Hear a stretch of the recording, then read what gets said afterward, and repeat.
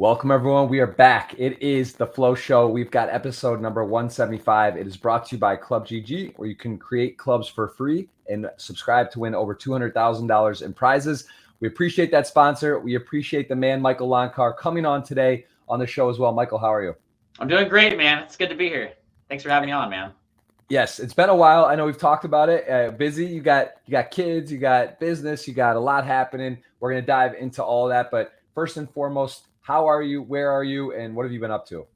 I'm doing fantastic. I live in Folsom, California, just outside of Sacramento in Northern California. It is, great to start my day with you. As I was saying, it's 9:15 in the morning here over here on the West Coast. And as I told you a little bit ago before we got on here, I went to the Lakers Warriors NBA season opener game last night in the Bay, and that was my first time going to a Warriors home game. And man, it was amazing, electric atmosphere, and first time. Man, it was amazing. You lived there. It was first time you chose when they did the award ceremony. What made you go out of all these years and all the times, and why now? What was it?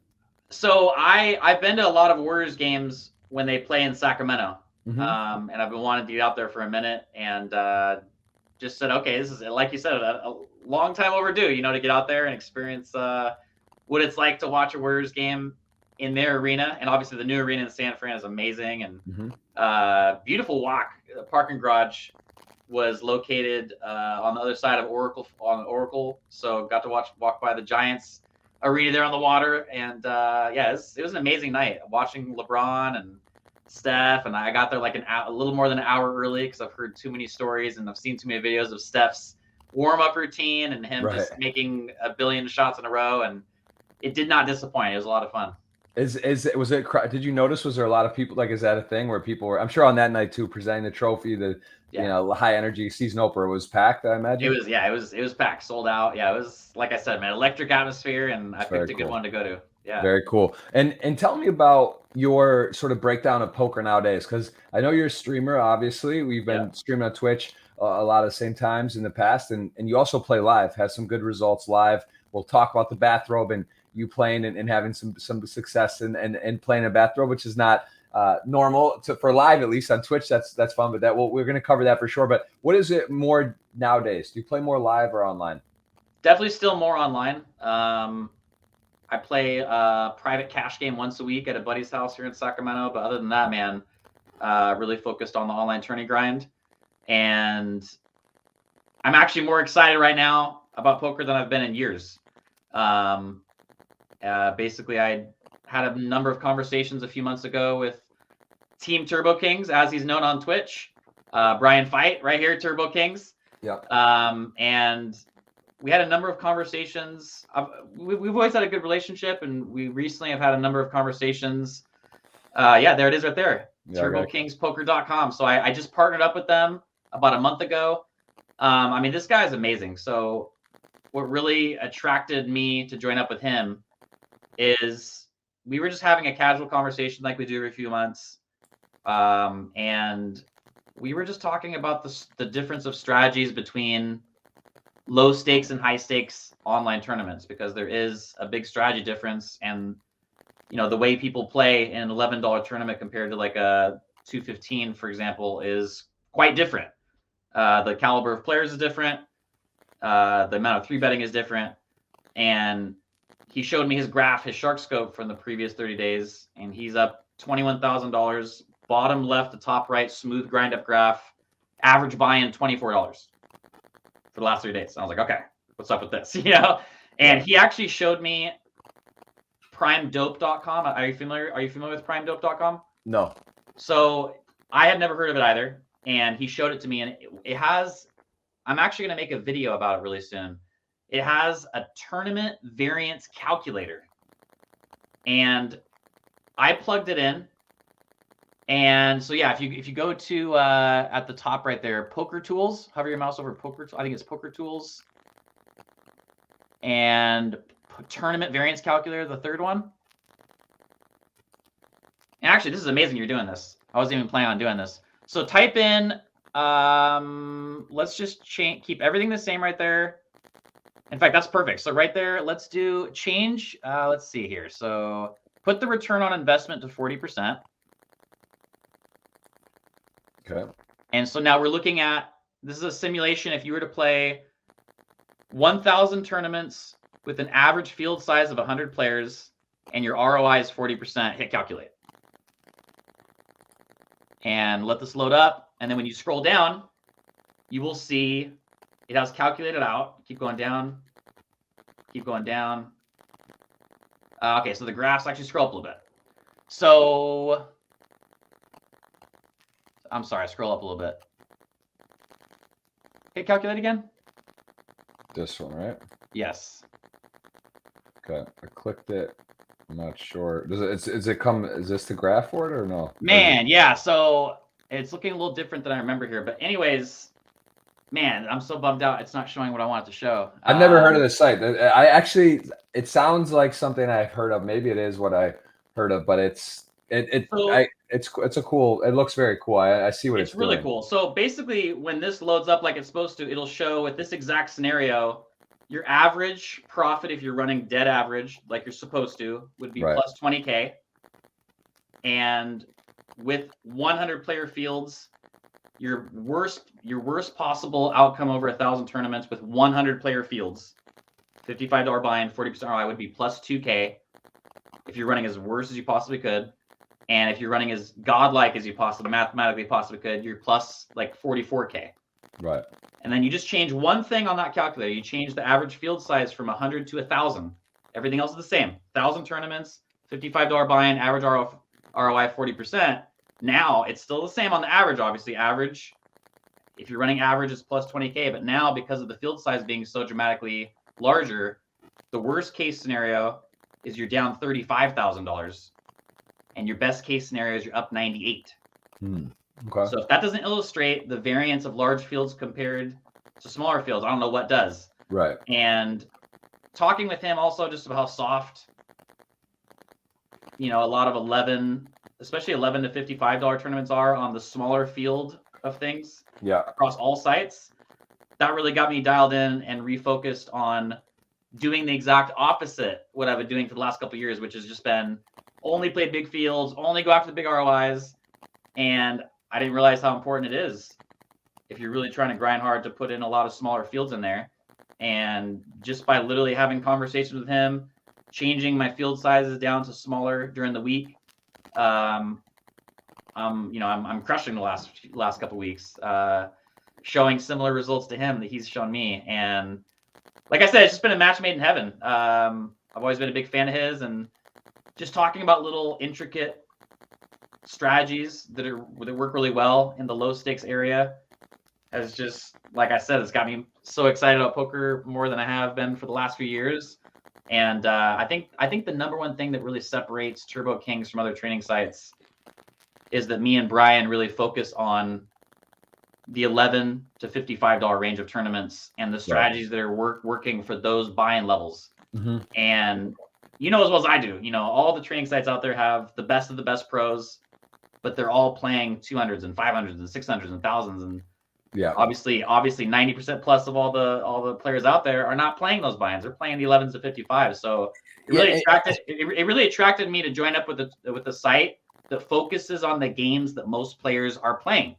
Because like I said, you go play an $11 tournament on any site and play a 600 on any site, and it's going to be a world of a difference of everything. I want to say, obviously you've been a guest on the Super Millions GG, the 10K buy-in, and I like to say that you got to be careful because that's the thing. Like you watch some of these high buy-ins and the best players in the world, and like what you're doing in a 10K or a 1K buy-in online, you can't just do the same things in an $11 or a $55 tournament. So it is hard to calibrate and to understand and understand why certain things work and others don't, or what you're trying to accomplish. So, that's obviously, as you said, that is the majority, right? The majority of the action is going to take place at those stakes. So, it's very, very, very cool. And how has your poker shifted over the years? You obviously being a dad and having other commitments in business. You're obviously a sponsored Team Pro as well with the America's Card Room. Like this, how do you kind of focus your time now between playing and being able to do the other things outside of just playing poker? It's definitely an adjustment, as you know. It's as I always say, it's the best thing in the world, and at times it's the most difficult thing in the world because obviously I still want to continue to, make money and give results and put the time in. And at the same time, more importantly, I want to be the best dad that I can be. And obviously being an online poker pro that works from home most of the time, it's a little bit of a juggle between, hanging out with my kid over here and playing online poker over here. And obviously sometimes I can do both when I'm playing a few tables, but yeah, it's definitely an adjustment, and it's been a fun adjustment. I would say I'm the happiest I've ever been in my entire life right now. For the first time in my life, I feel like I have everything that I want. And obviously I'm hungry. I'm always hungry, and I've got that drive. I got that motivation to do well and succeed and win tournaments and this and that. But as far as just, I feel like if I could show myself 10 years ago, go back in time and say, this is the position you're gonna be in 10 years with an awesome wife and awesome kids and a great situation with America's Card Room, and life is good. But yeah, it's definitely adjustment. I remember my son Luke now is 3.5, and I remember trying to stream for a week while taking care of him all day as a 3, 4, 5-month-old baby. Man, I don't recommend that. That's tough. It's too tough. Yes. But yeah, I got to ask you that, because this is like, that's sort of what I'm saying, like how to push forward to be the best version of yourself. You see obviously like Tom Brady, Giselle, kind of a little bit of disarray, or obviously stuff. It's not easy to be the best in something and then also be the best in your family life, personal life. There's only so much time in the day. That is something I find fascinating. I like to chat with people that are high performers in their fields, and especially with streaming and poker, because it is hard to play tournaments. Like cash game, you can pop off or do a couple hour session, but to stream and to kind of commit yourself to, if you are to have a good streamer, to do well, to be in for 8 or 10 hours at a time. How do you kind of break that down? Do you have certain days you do it? Do you, like during a big series, do you just kind of go all in on it? Like, give me a little bit of a outlook and planning and scheduling for you, because I think it's fascinating. And one of the reasons we see the drop off in poker for people in I think you're 30, 36, yeah. So we have a 3.5-year-old son each. We're both 36. Kind of in our peak of trying to push forward and do more, and in our business prime, but also family. You give your son a bath and take him to school and these type of things, right? That like you won't get back. So it's always kind of hard, the yin and yang. Like, all right, I want to be fully present, fully this, but I also want to have career goals and be my best version of that. So I'd like to hear a little more on that, because I just think that's so interesting how to make it work. And I feel like you do a really good job of that.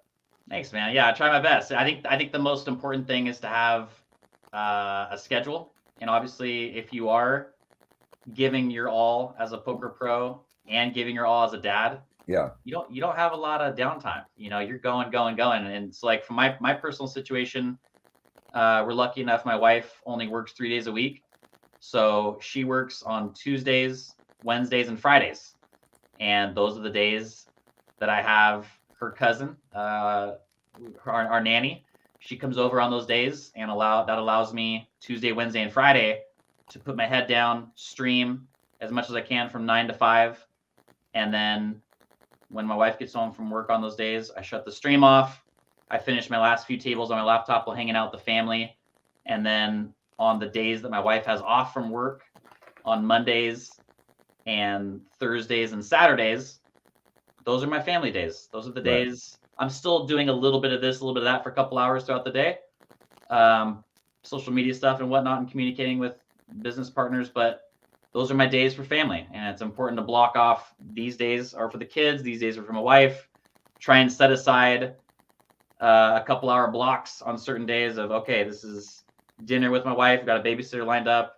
And then obviously Sunday is just always full blast, my time to grind tournaments and do my thing. And that's part of the problem though too. It's right, like the Sunday, it makes sense why it is for poker the day where it's like everyone, people have the day off. It's going to be a weekend, and they can be the biggest tournaments. But that's also like, it's one of the days where the kids are not at school, or you have that day. So that's always been tricky too, because my wife, she's always like, I want, that's like family day, go to church, do this stuff that's like family oriented, but really it's sort of the day of like, all right, this is the Super Bowl of the week every week. So it's very tricky too. That's another run good that I have in my life, is when I met my wife, she already loved poker, and now she's really loved, learning certain strategies from me and talking strategy, and so she's actually grinding on Sunday as well. So she's kind of more beastie than me because she's got like 6 tables going all day long on Sunday while taking care of the kids, which is in some ways more difficult than playing 16 tables isolated in my office because of the distractions and the stress. But she does it plays well. 6. She plays 6 tables while taking every care of the kids.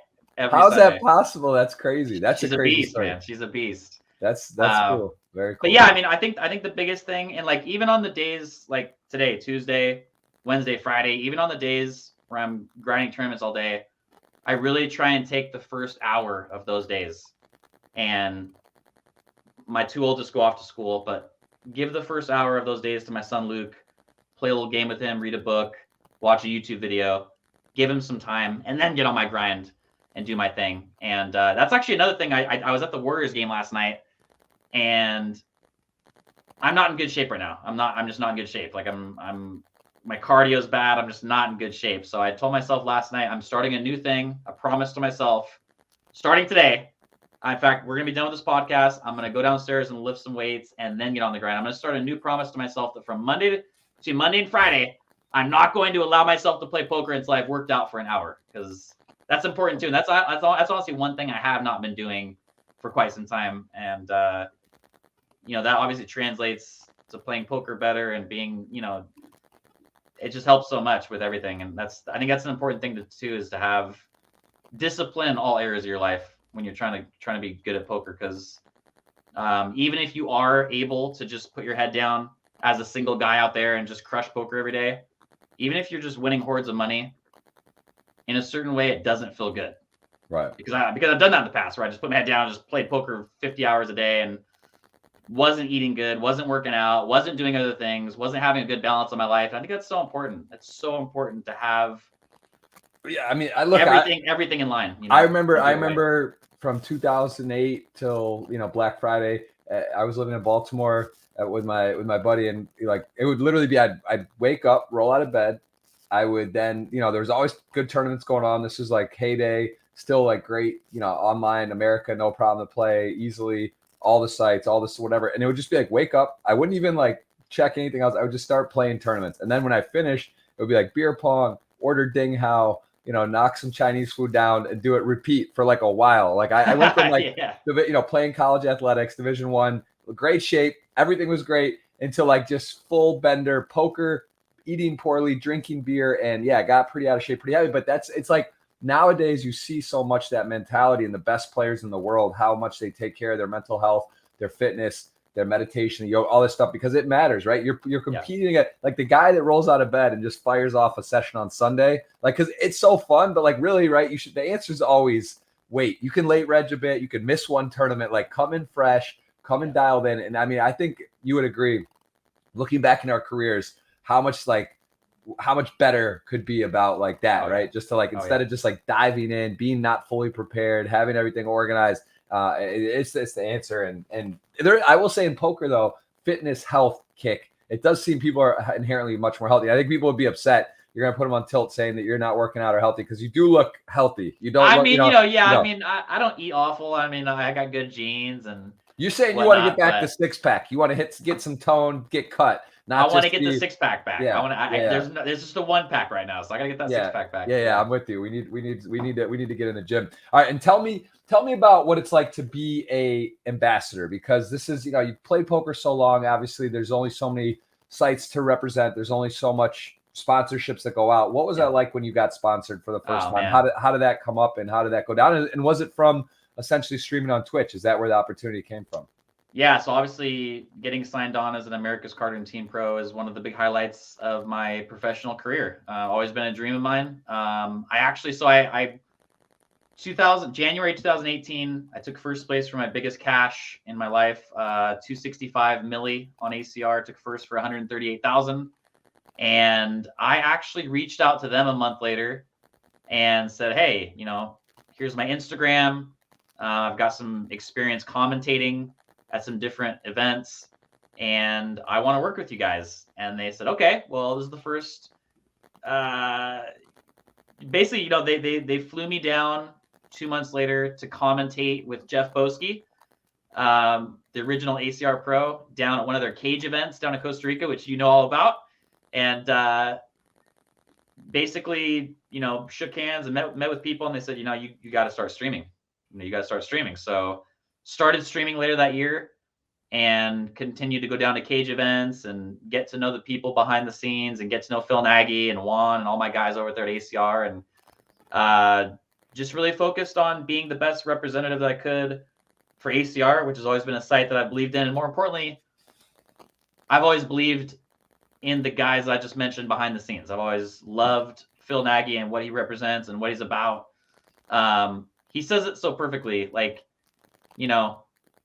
obviously he's the CEO of the second biggest online poker site, and they had their troubles in the past during periods with DDoS attacks and site freezes and whatnot.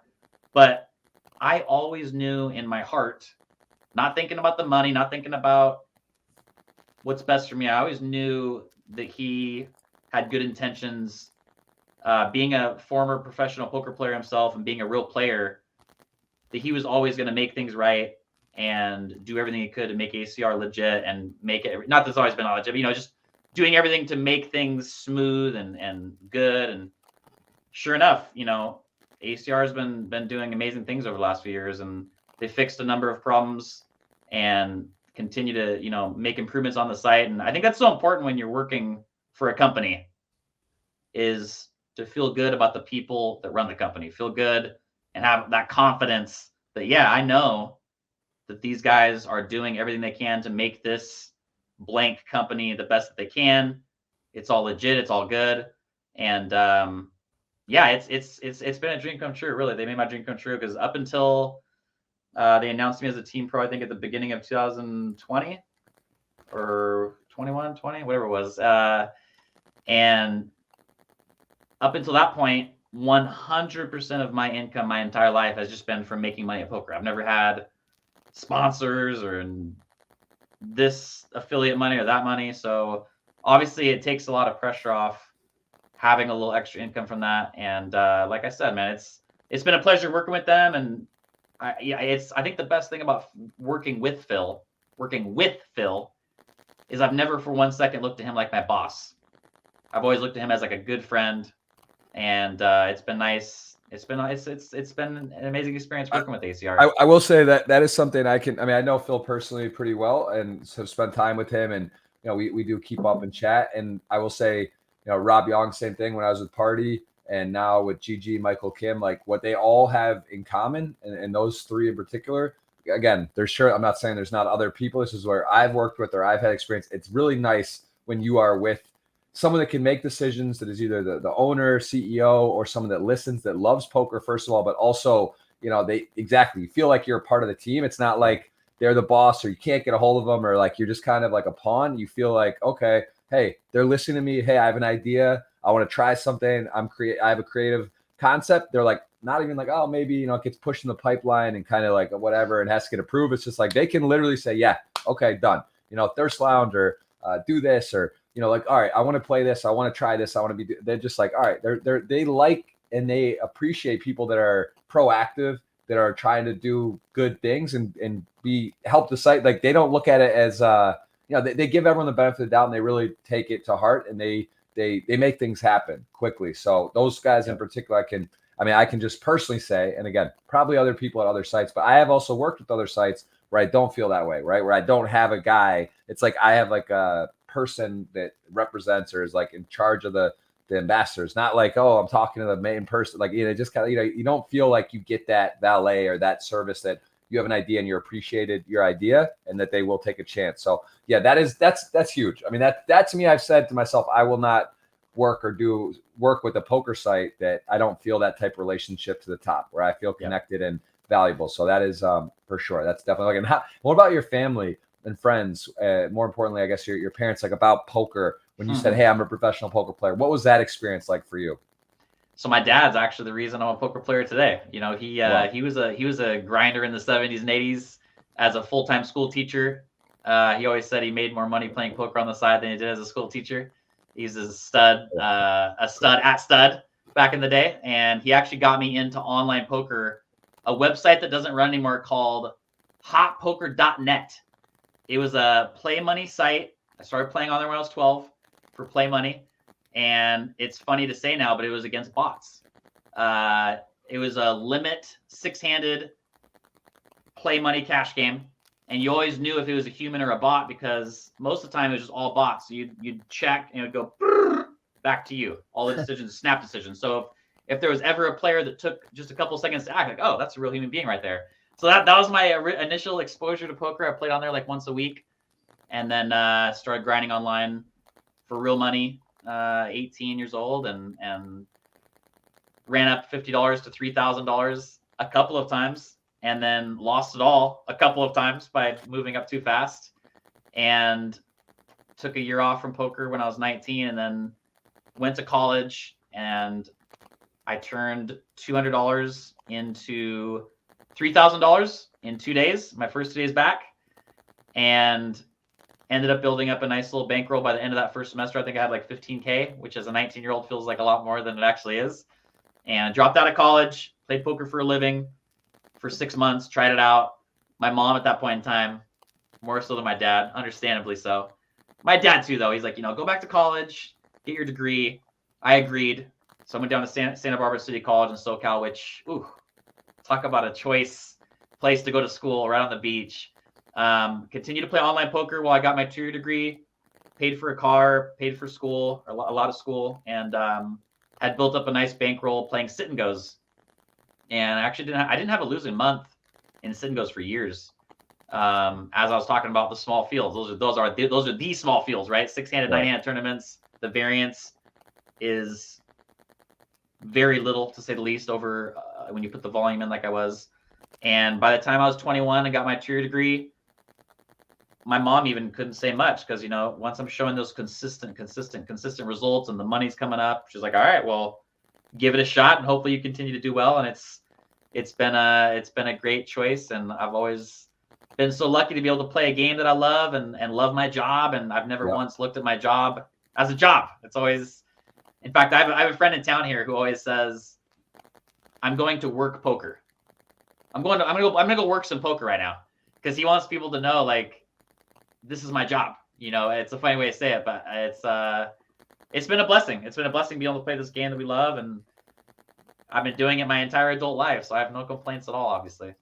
That's awesome. And what is the current state of poker in your area where you are live? Like, do you feel like, is it booming? Are there new people coming in? How is the live area where you live? Because I think you do play at you play. There's a few casinos nearby where you are. Yep. Right? Yeah. So here in Sacramento, we got Thunder Valley Casino, which is the big tournament stop where all the tournament series come into town. You got Stone's Gambling Hall, which is still one of the best games ever, even after the whole Stone's Live ordeal. Yeah. What happened with that? I do want to ask. I mean, there's a couple like it's not. I don't. I mean, what is it? Has there been? It's a rabbit hole, so I don't really want to go there. I do know that area. Yeah. So me and Postel played hundreds of hours together. Wow. Before Stone's Live, and hung out, and the whole thing is still so crazy to me. It's insane, really, what happened with all that. And obviously no one, I guess at this point, doesn't seem like no one's ever going to know exactly what happened, exactly what went down and what didn't go down. It's honestly still just so confusing and such a mind-blowing thing to think about. I don't even know what to say, man. It's very surreal even for me at this point, because obviously I saw a lot of stuff that people don't know about, as far as just, like I said, playing with Mike Postel for years. But when you were playing with him, it was in an environment that was not on the stream, or was it mostly? Exactly. Yeah. So hundreds of hours not at Stone's. Right, where he would win and lose or whatever. Right, there was sort of just like a regular game, and it's everything. And the thing that's interesting that people don't talk about, and a lot of people don't know this, is Mike was a really good pro for years and years and years before Stone's Live. He was a mega crusher on Ultimate Bet back in the day, one of the biggest winners in Ultimate Bet, actually, in the cash game scene over there. Interesting. He has a lot of big tournament results, online and live. And he's always been, you know, obviously Sacramento is not a huge area. It's a decent sized area, but, you know, everyone knows each other here in the Sacramento area in the poker community. And he was always a very highly respected pro that could play well in cash games and tournaments. So for that whole thing to go down and whatnot, it's still so crazy to me. It's kind of hard to comprehend. Right.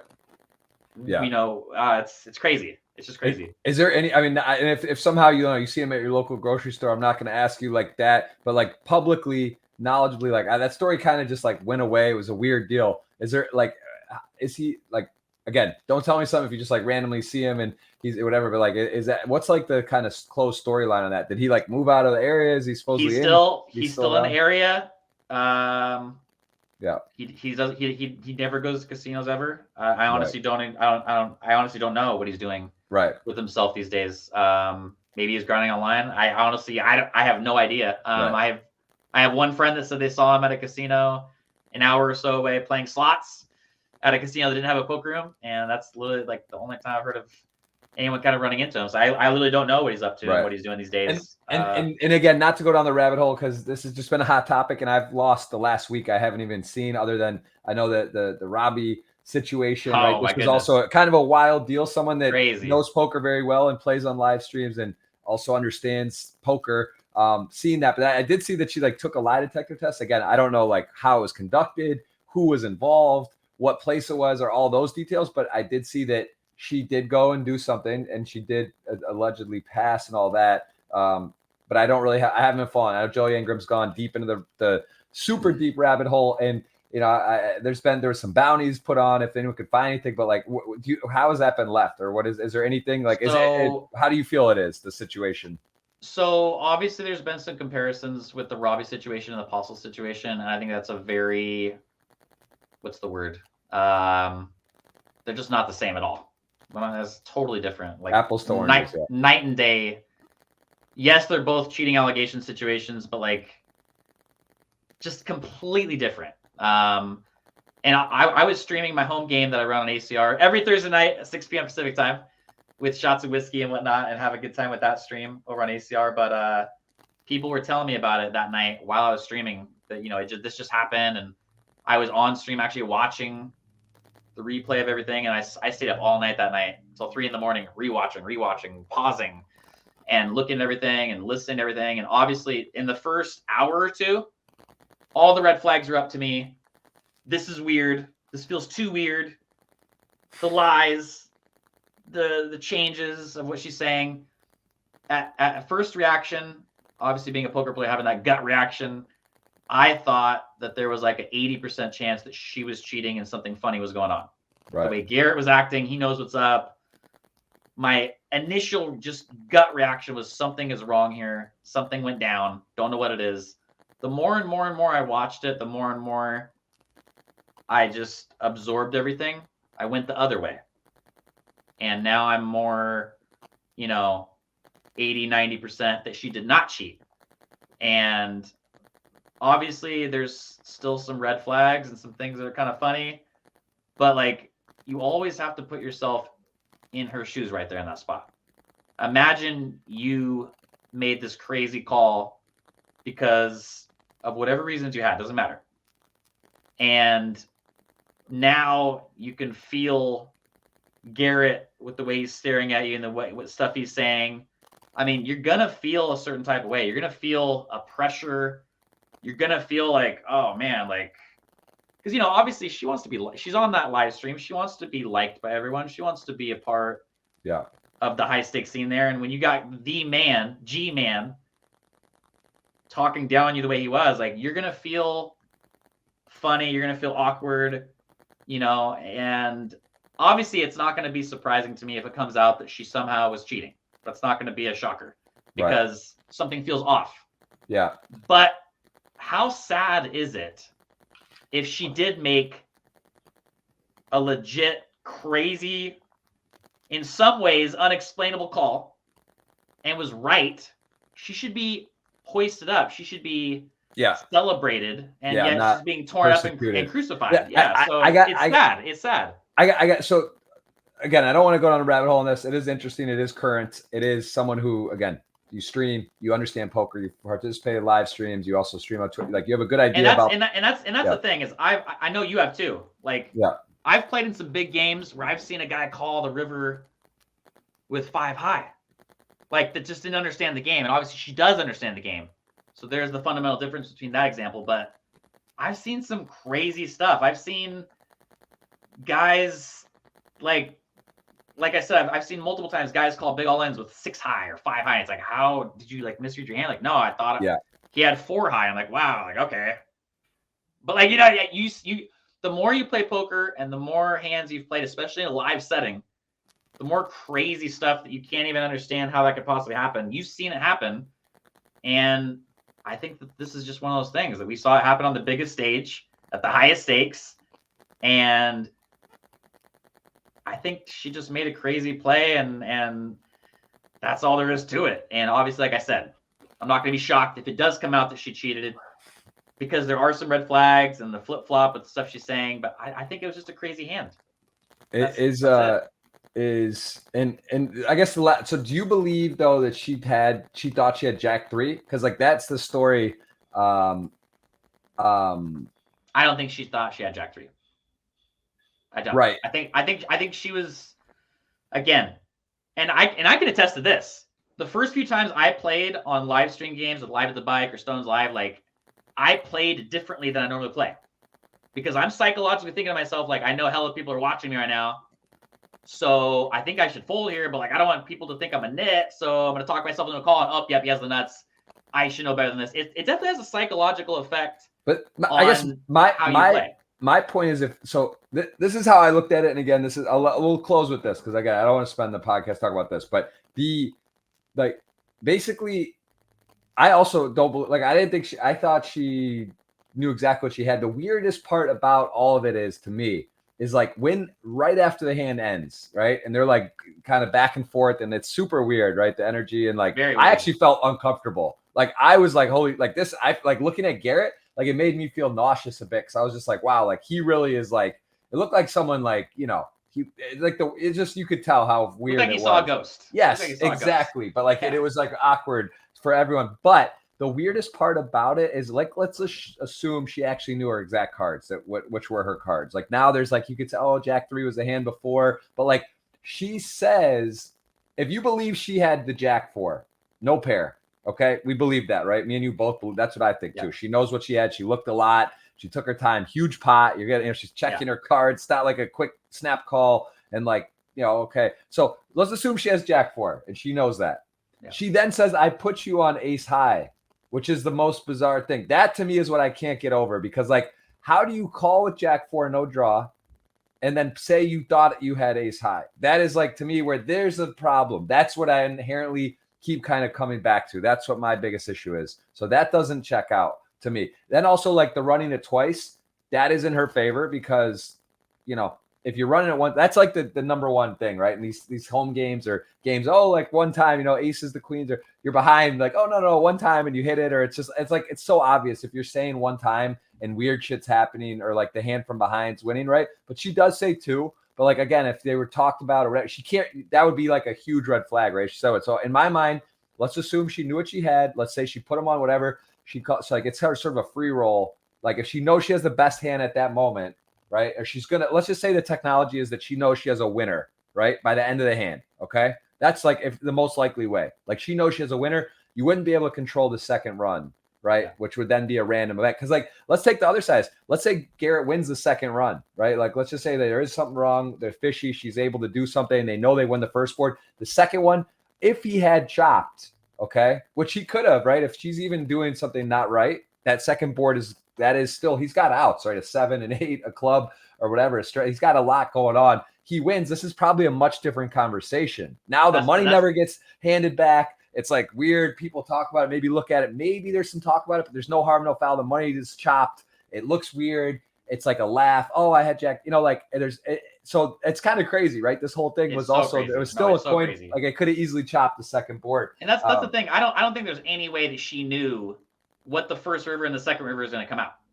Like there's just no way. No, I'm telling you, if she did do something unethical. If it was a cheating situation, it would have been the second board, literally no way to control. So that was like a free roll in a way in that situation. But like then you could also go deeper. Like why, granted, cheaters usually aren't the smartest people. Like they do silly things, or like if you or I were wanted to cheat and we're in that situation and had access to know, like you would make it, you would just go about your way. See, and that's the thing is like earlier in the night, she made like, I think she made another jack high caller. She made some crazy bad call against a boat and lost, and she made a big bluff and lost. Like, I mean, that's where it's like so different from other cheating situations is like, exactly. She played some other hands really bad and lost a lot of money, but we're not talking about those. We're not talking about the bad. See, that's also like that very different than the apostle. I've also been in situations where I've, heard or see or things happen. And like, when there's feathers in her cap, like the more data, the more analyzing you do, like, you have to look at the whole thing. You can't just say that one thing. So anyway, all right, interesting. I got your take. I'm also no matter what, that was a crazy hand. I'm sure we'll be talking about it for a long time. So I mean, look, they say no press is bad press. There's a lot of press for poker. Story ultimately, if it isn't resolved or if it's like unclear or she did not cheat, like I think similar to this, they're talking about anal beads and chess, and like like it's like chess. Like there's also the fish stuff, right? Putting the weights in the fish. There was like some major tour fishing scandal. Like, look, anytime there's money involved, business, poker, otherwise, you really got to be careful, and that's why you got to be careful. For me, it's just one of those things. All I want is for God or whatever power it may be, whatever power you believe in, I want them to come down and show us exactly what happened or what didn't happen. I just want to know, like, no matter what she did, I just want to know the truth. I mean, everyone wants. Everyone wants the truth. It is also a reminder if you're playing in home games, or look at this. I mean, you talk about a home game. Okay, it's on a public stream, like a big stream where the apostle situation or this situation, like you got to be alert. You got to be aware. It's unfortunate in a way that you got to kind of feel that way, but you need to, think things through, be logical, and also just be alert, be aware that, hey, you may be, when you go sign up and you're playing a Hustler Live or Live at the Bike or Poker Go or any series, right? Like live, like you are assuming there is gaming, there's integrity, and they're doing their best. But like you still got to realize that there is, you have to be, think in your head and be alert to what could happen, because there is always that risk and possibility. And obviously, the stronger the brand, the stronger the processes. If nothing else, this should also bring attention to other live streams, protocols, procedures, make things more secure. If you're at a home game as well and you think something's maybe fishy or not right, like, ask them to cut the decks, or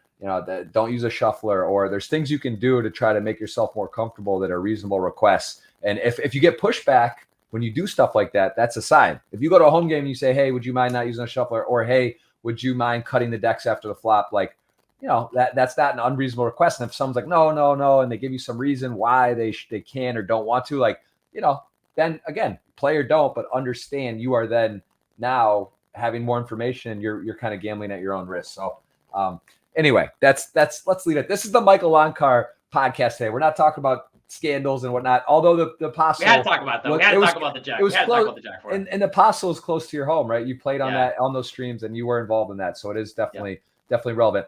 Tell me what is the thing you've gotten the most out of poker that you feel that you're most thankful for, sort of like learnings that have applied to your everyday life?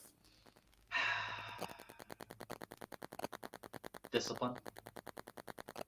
Poker's given me a lot of discipline. Understanding. Man, my mind's going crazy. I'm so scatterbrained. But yeah, it's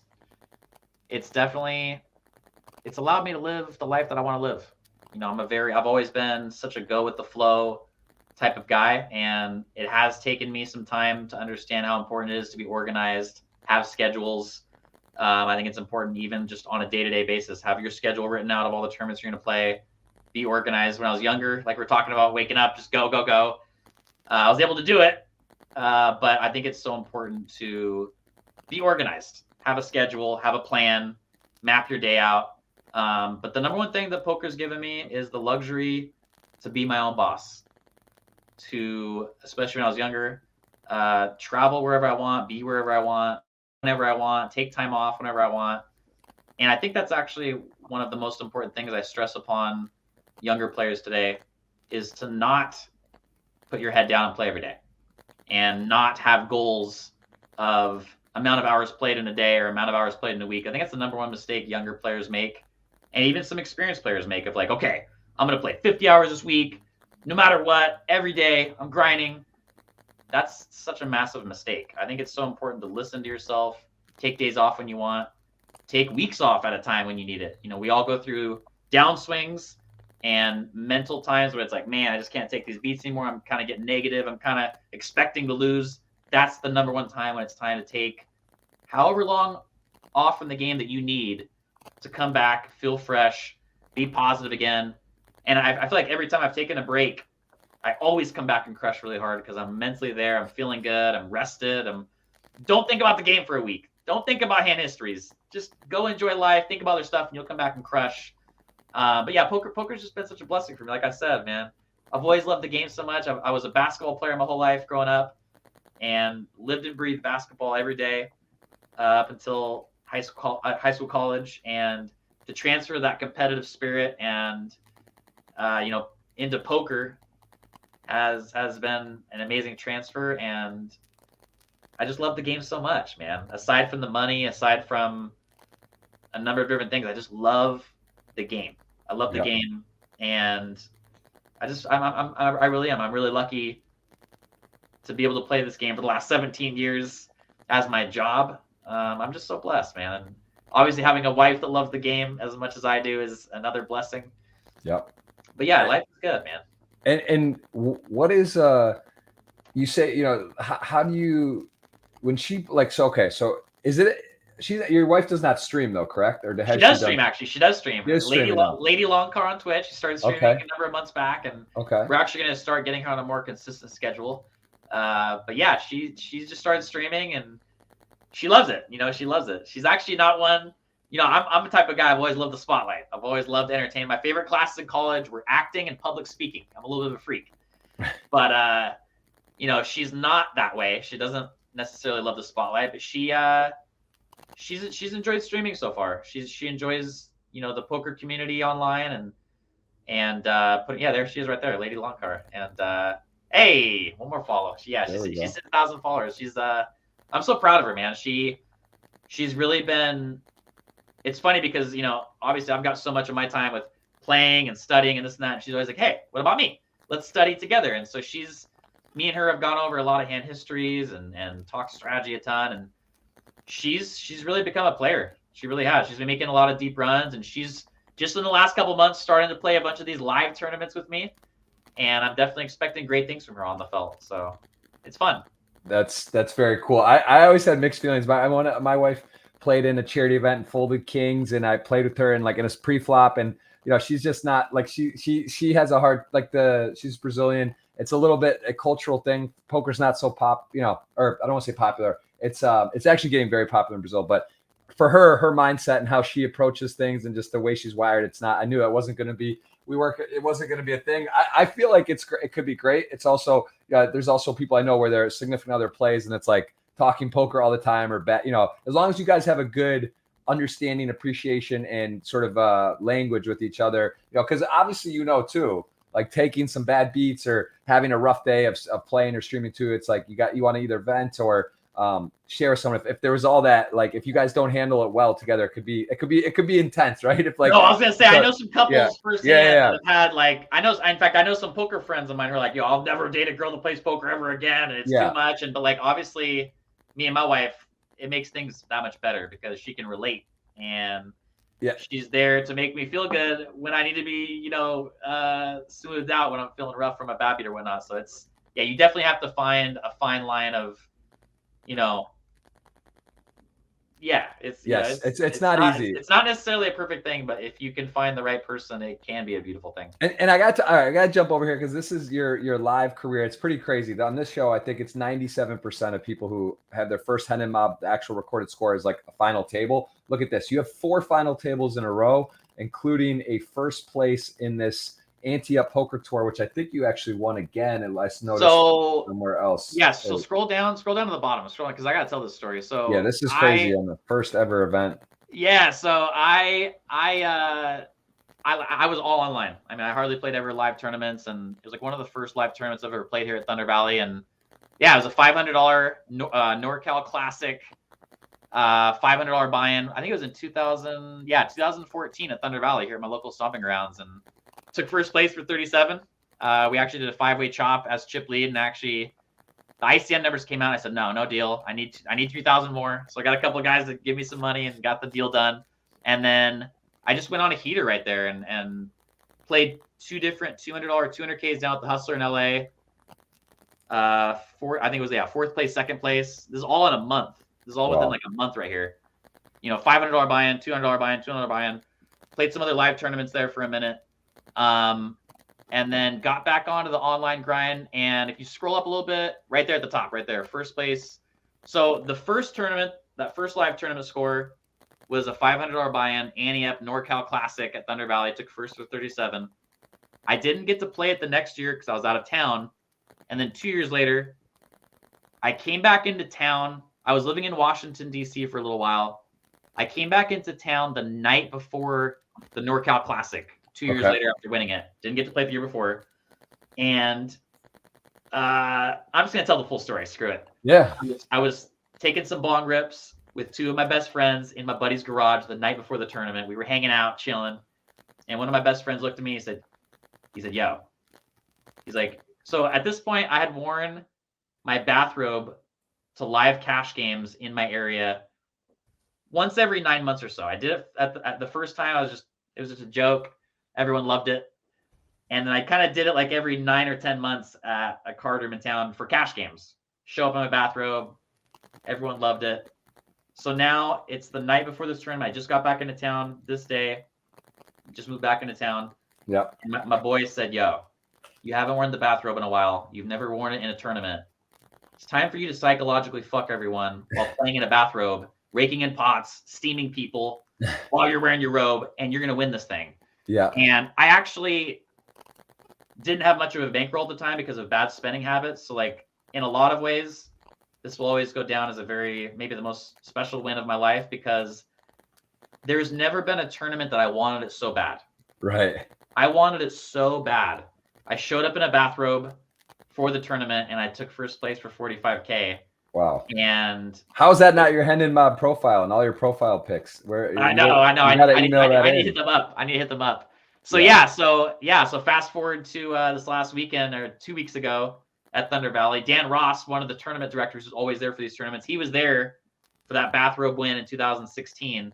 Yeah. He came up to me 2 weeks ago, day 2 of this $1,700 World Series of Poker circuit main event at Thunder Valley. I came into day 3 2 weeks ago. I came in day 3, 13 bigs, 149th in chips out of 160. And he said, yo, Loncar, he said, promise me one thing. If you make it to the final table, promise me you're going to bring out the bathrobe again. I said, okay. Hadn't thought about it, but I promise.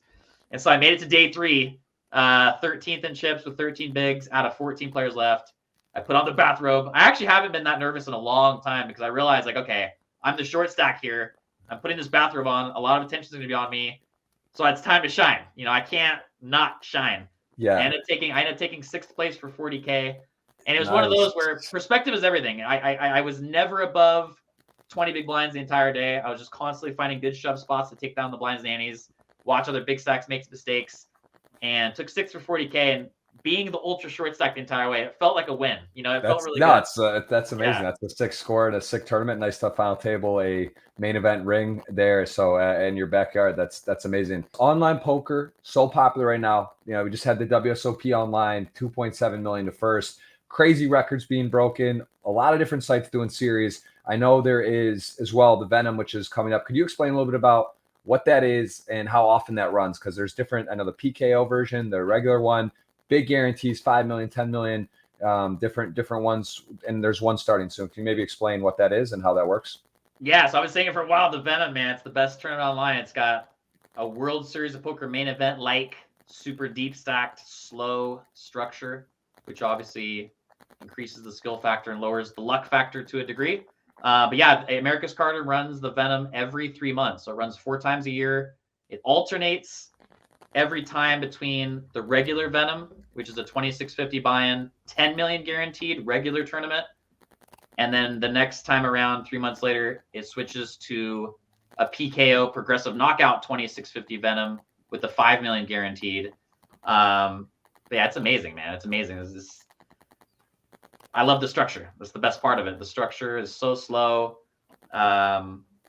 Just lots of playtime, lots of time to maneuver, and obviously at the end the stacks are super deep. It's definitely a gem. It's definitely a gem. And what have you had? What's your biggest online score on Twitch or streaming, and also without streaming? Do you have, or was it while you were streaming? So my biggest score online was my win on my laptop with my then fiance, now wife, in the 265 milli, first place for 138,000.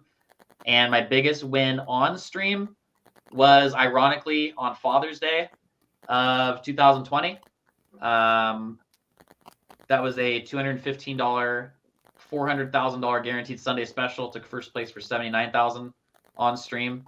Obviously that was amazing to have that win on Father's Day, which I believe was right after my son Luke's first birthday. So that was a special one. Yeah, a little bit of baby run good for sure. And yeah. And where can people, like, where are you the most active? I see you got Twitter, you got Instagram here, obviously on Twitch. So Michael _Loncar on Instagram and Twitter. I'm definitely the most active on Instagram. I do stories all throughout the day of my regular life, all-ins on tournaments that I'm playing off stream, and then obviously I'm pretty active on Twitter. I'm a big Twitter guy. I love Twitter. Could you maybe explain your style on, like, when you stream? How many tables do you play? Sort of the vibe. I know you have a home game as well. What is sort of your overall, like, how would you describe your Twitch stream? I'm a mass tabler. I've always been a mass tabler. When I was younger, when I was a sit and go guy, there was about a 6-month period where I was playing up to 45 sit and goes at a time. Obviously, this was not on stream. This was way before my Twitch streaming days. But yeah, I would play between 25 and 45 sit and goes at a time for 10 hours straight. So that's what I did. It was crazy to think about now. But that's what I did. And now I still pump a lot of volume. That's definitely my best skill set, is to be able to play still play a solid game while still playing 20 tables at a time. And that is difficult while streaming. Like, playing 12 to 16 tournaments while streaming and panning around to different tables and talking with chat, like that's definitely a skill set. It's not easy. But yeah, I mean, right now, like I said, I run my home game on America's Card Room every Thursday night at 6 p.m. Pacific time. That's always my no delay stream with the card protector on.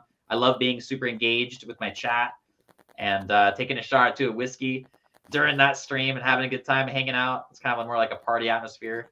And then on the other days I stream, and especially the all-day Sunday stream, which I normally do, it's, head down, graph up, lots of tables.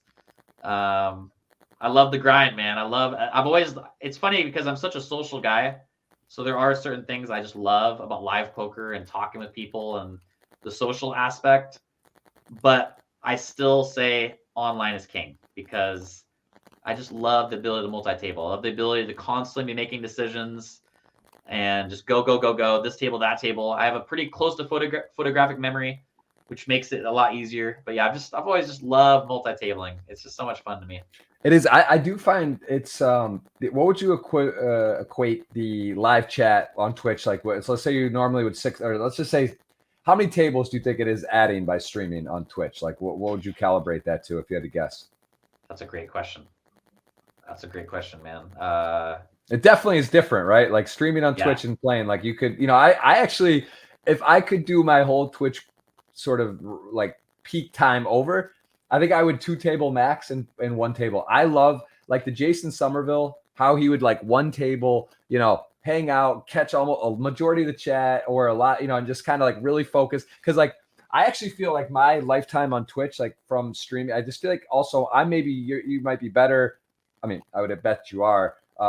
And certain people like Mormon or yourself or, different people that can really, like, do that, play a lot of tables and not have it affect them. Like, listen, I multitask. I have 438 LGs here. I'm always like, I got 400 things going, but for playing poker and then also covering the chat, I feel like I wasn't at my best with, like, I'd miss too much chat at times. I wasn't playing my best here. And if I had just, like, but at the same time, how do you not play the $1 Million Sunday and Sunday Million and like this? So it's like, it's hard, but, like, the answer I think usually is less is more. But historically, when I would play a couple tables, or I'd get down to my last table, it's just like things would go well. I felt more relaxed. The stream was better. I was playing better. So I don't know. It's such a hard thing though to not It's very tough. It's do very that. tough. So I still don't know. But I think if I could have, I would bet if I had done that differently, it would have been, I think it would have been more of a better overall plus EV play, like net result, plus also just like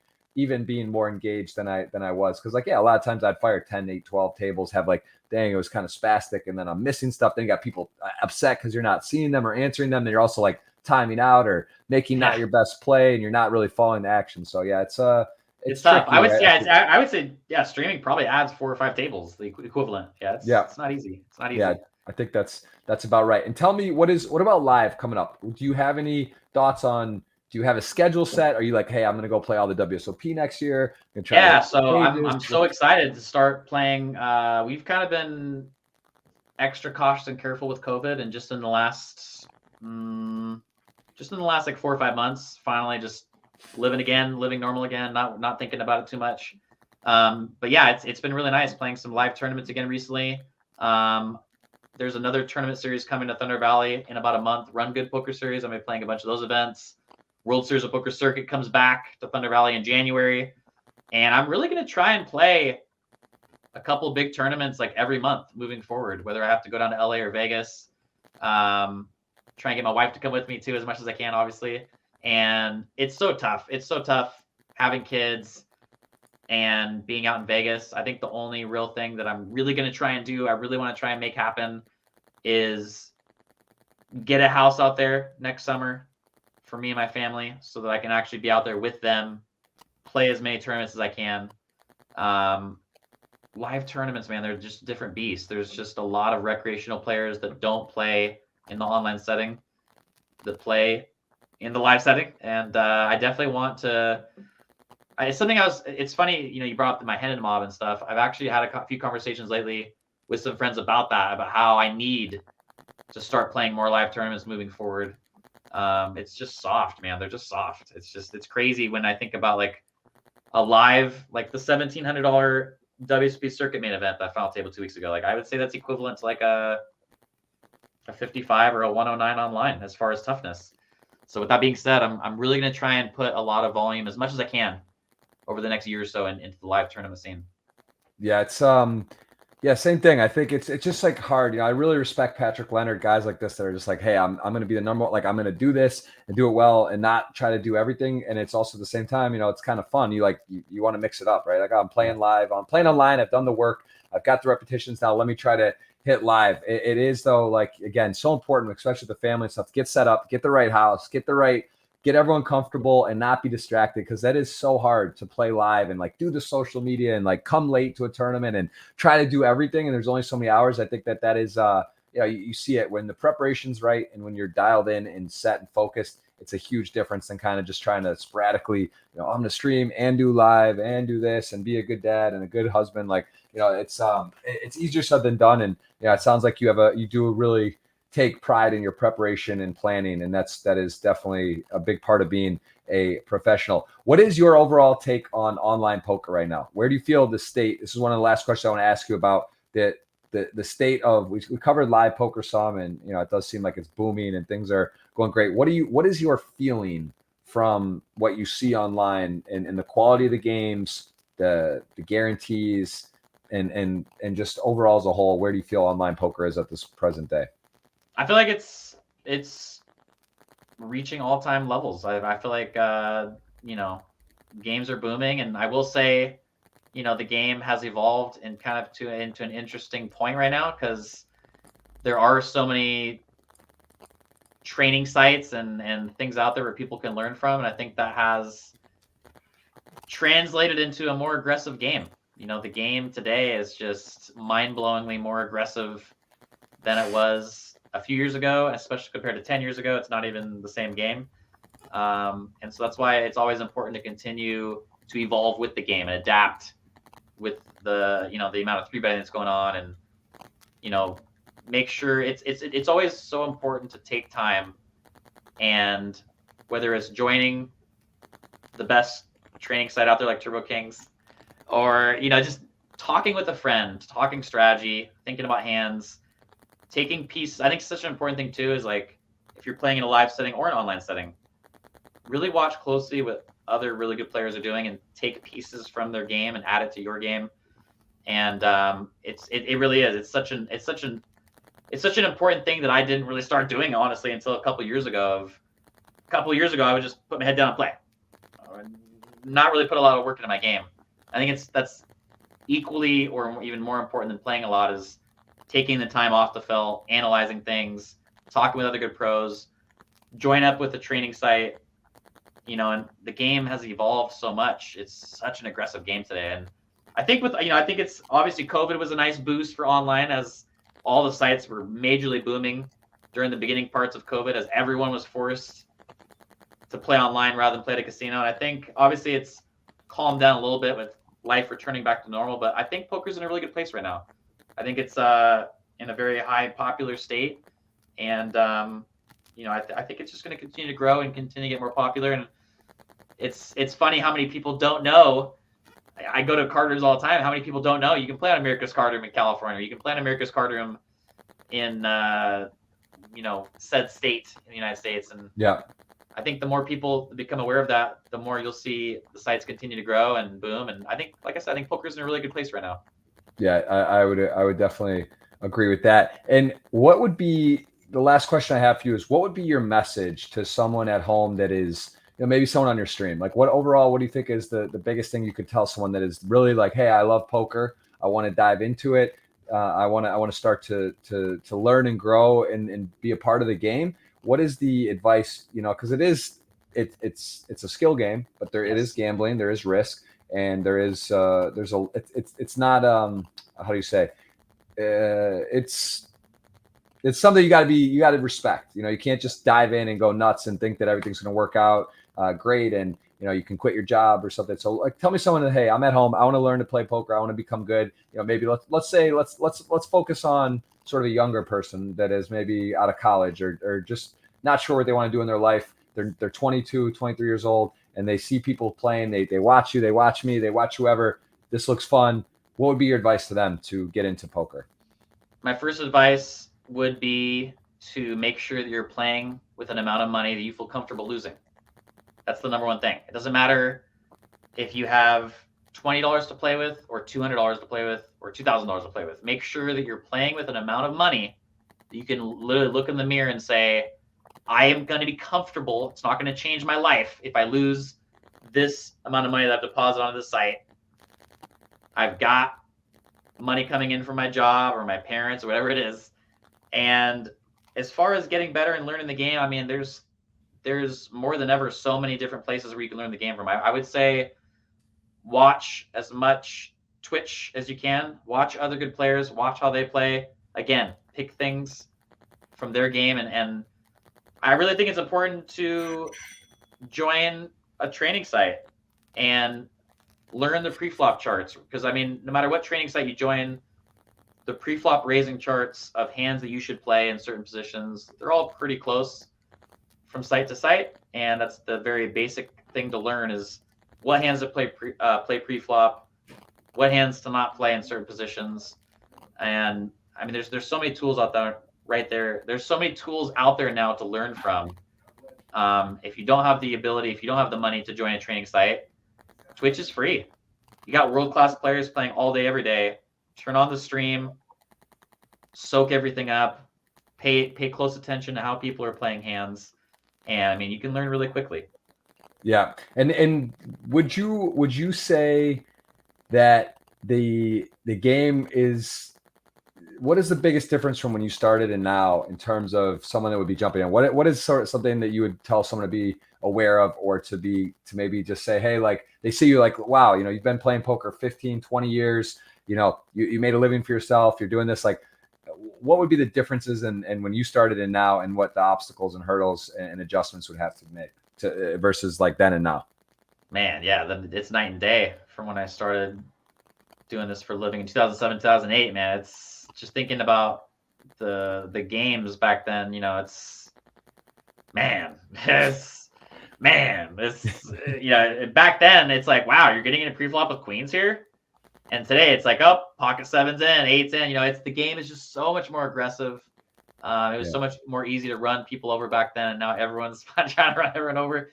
But yeah, I think the biggest advice I can give that I'm gonna leave with you guys is start off small.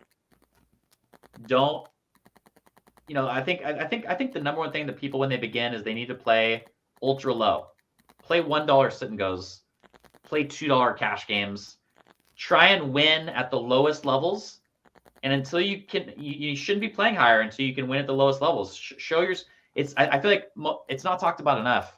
Momentum, confidence, the good feeling of waking up and saying, I expect to win today because I've been winning at these levels. Start small and work your way up, and look at it as a video game. I'm starting at level 1. You don't just jump to level 7 when you start playing a game. You start at level 1. Start playing the micros, start playing low stakes, build confidence, win. Focus on winning. Don't focus on the money. Focus on winning, and don't move up too fast. If you are winning at something, stay there. Continue to win more, and then move up a little bit. If you don't win right away, move back down. There's no, that's a discipline within itself, which I've done many times. Winning at a level, hardcore, take the jump to the next level, not so good for a few days. Okay, I'm going back down. I'm gonna win for another week or two, and now I'm gonna take another shot at it. Yeah, I think it's important to find something you win at, start small, and work your way up. I agree completely. And last thing I'll say on that, to add on to that, is it's also very different for yourself or me, or as I mentioned, maybe a 19, 20, 21 out of college, you know, starting out with $50 or free rolls versus being a 30 or 35 or 40 or, you know, older, and being like, hey, you know, I've made some money, or I have a family, and I'm just going to hop into playing 5-10 or 25-50 or buying for exactly $5,000 or whatever. $10,000. Everyone's financial situation is different. So if you're a boss out there, if you're making $250,000 a year at your job, and you got a lot of money in the bank, if you can afford to play $1,000 buy-in game, which I wouldn't recommend doing on your first time, but if that's what you want to do and you can afford to do it, more power to you. But that's sort of my point, is you got to be careful, because just because you have made money and you are successful or not, it's like that's not the. I get it. It's hard to go play a $1, $2, or a 50 cent or $1 sit and go, but that's the smarter thing to do, because like, you know, it's like, yeah, am I just going to go and start playing high? Maybe you say you want to feel it a little bit, or, you know, whatever, but like, yeah, take your time, and you have more to lose, right? Like, that's what I'm saying. If you like dive in and play middle or high stakes poker and you have money and you have stuff, like, you actually could get really hurt, versus like someone that's 23, doesn't really have anything and is starting with almost nothing. You know, for us you try, a lot of people from our generation, or, you know, I started earlier than you, like 02, 03, kind of in that range. But a lot of people really did start with like out of high school or in high school or college, where they're like, they don't have a lot to risk, and they kind of build up from, you know, the ground. So like, that is also a lot, in a way, safer and less, you know, maybe you lose some time if it doesn't work out, or maybe you do it as a side hobby, but you're not actually like putting at risk real capital and exposure. So that I think is important to note, in the differences of the journey of where you start and how you come in and what you're actually putting as exposure. But listen, Michael Loncar, I appreciate this. I appreciate your time. This is episode number 175 on the Flow Show, the Jeff Gross podcast. We've covered a lot, and please tell everyone where they can follow you on your socials. We've kind of covered a few times, but yeah, so I'm Michael _Loncar, LONCAR, right there on Instagram and Twitter. I go under the name Loncar Poker on Twitch. And on that note, if any of you out there don't have an America's Cardroom account, make sure that you use my last name Loncar as your referral code when you sign up with ACR. And I'm always available. I always tell everyone, even if it's not ACR related, if you have any poker questions at all, anything we've talked about here with bankroll, getting started, always feel free to send me a private message, ask away. I'm always wanting to help poker players make the right decisions, make smart decisions, and guide them to, you know, hopefully become a winning player and enjoy this game that we love so much. So thanks for having me on, man. And I got to give one shout out really quick to my mom, my dad, my wife, Alex, and my boy, Jason. I wouldn't be where I am today if it weren't for those 4 people, massive supporters to me and family. So shout out to them. Thanks again for having me on, Jeff. Always a good time with you, man. Amazing. I appreciate it. Thank you again for being a guest on the GG Super Millions. Thank you for your time. And thank you again for, you know, making a fun place for people to learn, listen, and again, great content all around. So I do highly recommend checking out Michael Loncar again on Twitch. I said it, I don't have a lot of free time myself, but I do check in. I've seen the streams, and I can highly recommend it. So guys, do give him a follow, check him out, and we will be back for more podcasts in the coming weeks. Really appreciate everyone watching. We'll see you very soon.